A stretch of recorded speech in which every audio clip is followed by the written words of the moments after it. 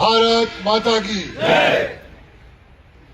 ऐसे राम खेत जी ने बड़े तरीके से कार्यक्रम ले ही लिया आखिर। मेरे पास तो अभी दोपहर में फोन आया था कि इस रोड से आजकल जाना नहीं होता है, आज निकल रहे हैं तो चाय पीने के लिए रुक जाए। तो चाय का टाइम भी हो रहा था तो मैंने कहा जरूर रुक जाऊंगा। और इतना बड़ा कार्यक्रम की वास्तव में मुझे कल्पना नहीं थी। तो ये पूरा क्षेत्र आज से नहीं वर्षों से मेरा इस क्षेत्र में आना जाना रहा है और लगभग 1972 से 1972 से अब तक 52-54 वर्षों से सार्वजनिक जीवन में हूं और सार्वजनिक जीवन के नाते बहुत तरह की सारी व्यवस्था अव्यवस्था देखते हुए यहां तक पहुंचा हूं।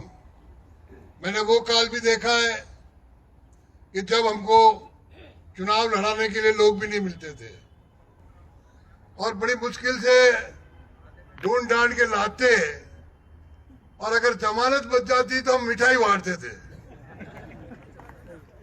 अब युग बदला है, अब बिल्कुल युग बदला है और युग पिछले 11 वर्षों में तो बहुत ही जोरदार बदला है।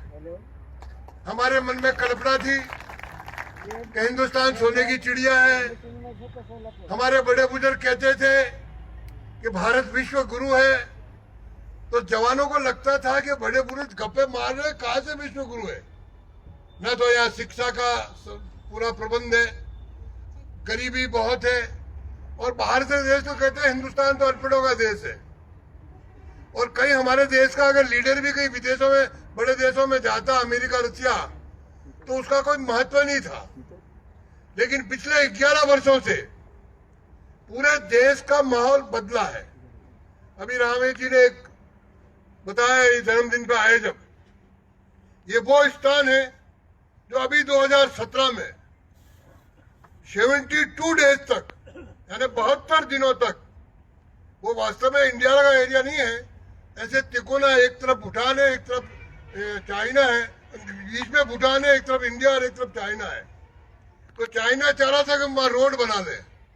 डोकलाम नाम सुना होगा सबके में से, ये नाम बताना भूल गए इसलिए मैं उसको क्लियर कर रहा हूं।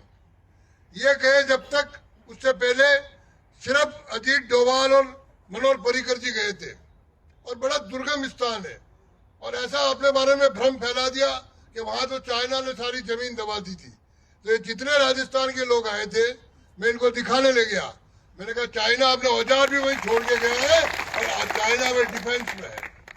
अब वहां हमने ये नाथुला हो, चीला हो, एक बहुत अच्छा काम और मैंने वहां किया है कि जहां जहां अभी पिछले 62 के बाद जो घटनाएं हुई, चाइनीज ने जो बदमाशी की है, 67 की तो ऐसी घटना है कि हमने लगभग 1200 से ज्यादा चाइनीज मारे और चाइनीज 2 दिन तक व्हाइट फ्लैग लेके खड़े रहे।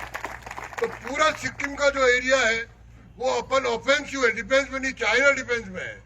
तो इसलिए वहां बड़ा दुर्गम इलाका है, नो डाउट वो, लेकिन सिक्किम बहुत सुंदर प्रदेश है। इसलिए मैं तो यहाँ जहां भी जाता हूँ कहता हूँ कि जो आ सके वो सिक्किम एक बार जरूर घूमना चाहिए।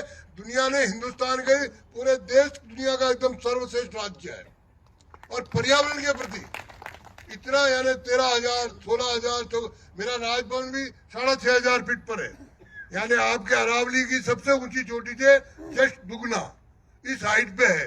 और बॉर्डर जाते जाते 13,000, 14,000, 18,000, 19,000 फीट तक। और आपके प्रधानमंत्री ने 18,000 फुट की ऊंचाई तक टैंक पहुंचा दिए, टैंक। इसलिए वहां चाइना घबराया हुआ। सिक्किम है छोटा प्रदेश, बहुत थोड़ी आबादी है, 7 लाख कुल आबादी है और 7 लाख में 10 से 12 लाख पर ईयर, प्रति वर्ष टूरिस्ट आते हैं। लेकिन पर्यावरण के प्रति बड़े कमिटेड है वो। आप सोचोगे कभी, मैं कहूंगा तो आपको आश्चर्य होगा, घर में बच्चा पैदा हो या बच्ची पैदा हो, 108 पेड़ लगाने कंपलसरी, 108। और जब पेड़ लगाते हैं तो सरकार भी उनको प्रोत्साहन करती है वहां की। और सरकार वहां 108 पेड़ के साथ साथ 10,600 रुपया की उस बच्चे बच्ची के नाम एफडी कराती है, और उस एफडी के माध्यम से बच्चा पूरी पढ़ाई करता है तो उसको अपने काम के लिए एक मोटी रकम मिल जाती है। वहां पक्षी गोद ले सकते हैं, पशु गोद ले सकते हैं, आप और भी कुछ काम कर सकते हैं। महिला प्रधान है, स्टेट गवर्नमेंट की ओर से 50% रिजर्वेशन महिलाओं का है, लेकिन उससे भी ज्यादा है। चाइना 5 किलोमीटर 8 किलोमीटर है, वहां हमारी ग्राम पंचायत है। वहां की अगर सरपंच से मिलोगे तो पीएचडी की हुई है, एमफिल की हुई है, डबल एमए की हुई है, और बच्चे संभालती है सब। लेकिन सबसे बड़ी बात, महिला प्रधान होने के बावजूद भी 1.5 साल से मैं वहां रह रहा हूं, एक भी जीरो क्राइम है, महिला संबंधित क्राइम जीरो है। ट्रैफिक वायलेंस जबरदस्त है, वहां ट्रैफिक बिल्कुल कंट्रोल एकदम, यानी कोई भी ट्रैफिक का वायलेंस नहीं कर सकता। वहां अगर आप घूमोगे तो कई बार तरीके से सिपाही एसपी का चालान करता हुआ मिल जाएगा आपको। कोई भी टेढ़ी मेढ़ी मोटरसाइकिल नहीं चला सकते। उसके साथ साथ पेड़ों को बचाने के लिए, प्रकृति को बचाने के लिए कई तरह के मेले लगाते हैं वो, और आज तक यानी 12 लाख टूरिस्ट आते हैं। मुझे 1.5 साल में एक भी टूरिस्ट की कंप्लेंट नहीं मिली।